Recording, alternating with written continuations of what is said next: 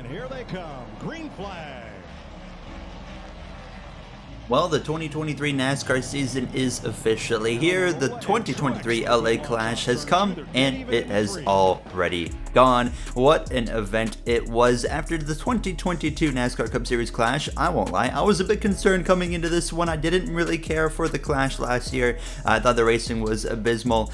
Short track racing in general in 2022 was abysmal, so I didn't have high hopes coming into this year's Clash either. However, I can say for myself, from my expectations, I was proven completely wrong. I thought the 2023 Los Angeles Coliseum race for the Clash was absolutely fantastic from start to finish, from the heats through the last chance qualifying events all the way into the actual Clash itself. Hope you're all having a great day. Today we're going to hopefully start a weekly series where we just kind of recap, talk about the previous race in the Cup Series and our thoughts on it. We can discuss down below in the comments section as well. Maybe do some news videos throughout the year. But yeah, the Clash, it has come, it is gone. It started out with one heck of an interesting practice session where we saw, of course, AJ Allmendinger, Chase Briscoe come together on Saturday, and of course Allmendinger, not very happy getting shoved around in practice, ended up binning Briscoe into the barrier, and I felt like that kind of set the tone immediately for the actual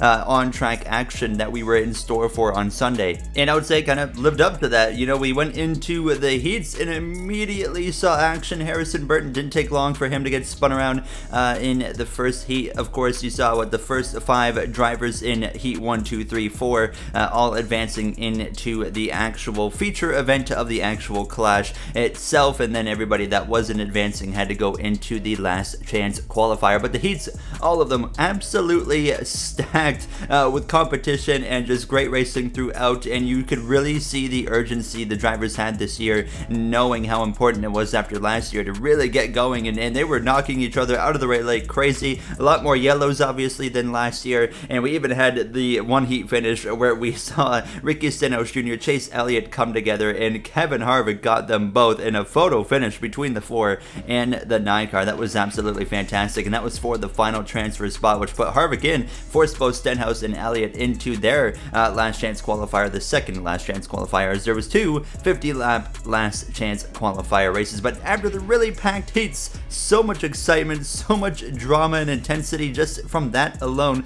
we moved on to those last chance qualifiers, and things surprisingly calmed down quite a bit. I think it was because we had more laps, and we also had, I think, a few less cars, maybe 1 or 2 less cars in the last chance qualifier events, so it kind of made things a little bit more calm. Of course, there was some chaos still throughout. We saw Christopher Bell in the number 20 get wrecked, but we as well were able to see the top 3 of those 2 races move on. You saw Chase Elliott win the second one, actually, with some really good battling and clean battling, I think, most importantly with Ty Gibbs, which was nice to see for once. And I gotta say, a very respectable debut for Ty Gibbs in his Cup Series debut, although it's not an actual points race or anything, it's just an exhibition race, so it's really hard to get a sample, but nonetheless, I thought he did relatively well for his debut weekend with some Cup Series competition. But after that, it was time to go into the Clash. We had the pre-race concert. I watched basically all the on-track action throughout the weekend. I have no idea who it was that was doing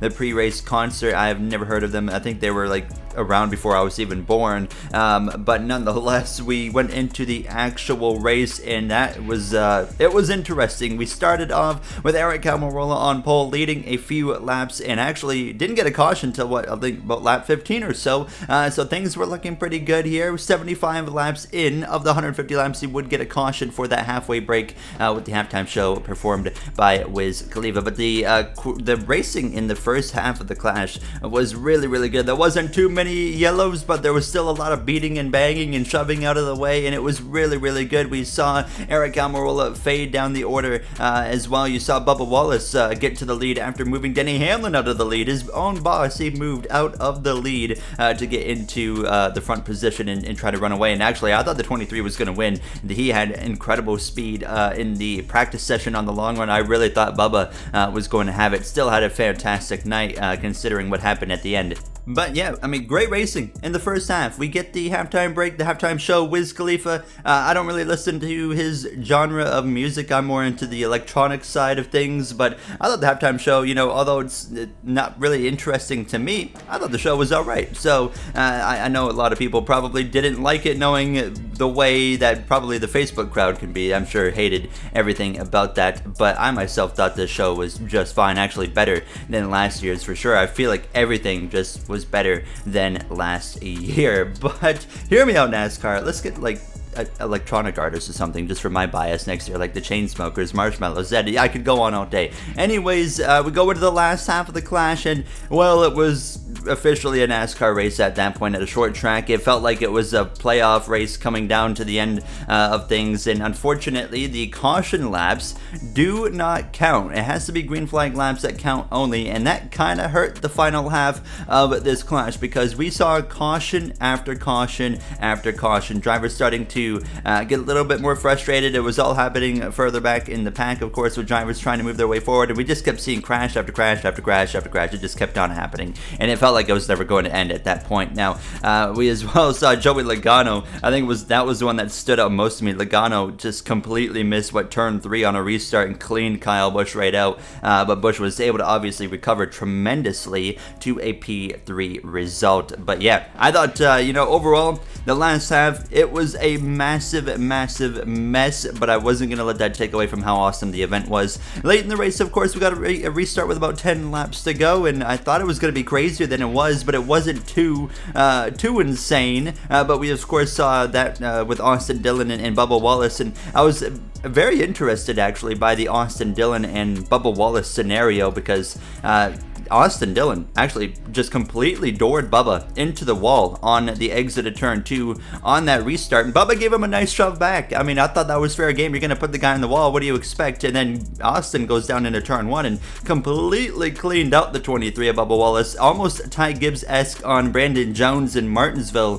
from last year, and I was a bit surprised to see that after you were the one that instigated it, but it is what it is, I guess you could say, and Austin Dillon ended up on the podium. So other than that, Martin Truex Jr. Cruised to victory, and I think the only thing that the race was lacking was like potential like dump and run for the win. So Truex was able to cruise to the win over Austin Dillon, Kyle Busch, and overall, like I said, the last half, it might have been a disaster, but I felt like it wasn't to the point where it ruined the race. It was overall a fantastic event. Like I said, the racing was fantastic for once at a short track. A lot of bumping and beating and banging and I guess you could say like some carelessness, but I mean, I think that was expected. It's an exhibition event, and I feel like beating and banging is the whole point of the clash. That's kind of what NASCAR wants to see, unlike what we had last year in 2022, which was just not very good. So I feel like NASCAR got everything they wanted, and as well, there were certain things the fans were saying,